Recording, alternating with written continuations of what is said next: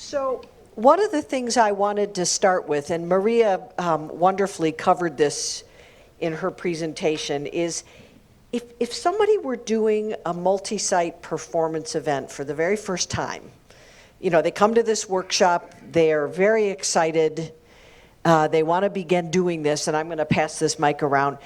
What one piece of advice might you give them for their very first attempt at doing this?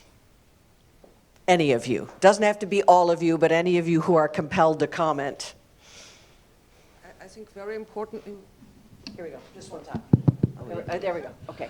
I think very important is immediately, and if you will go further with it, and I say it again and again, to immediately think about the documentation of it.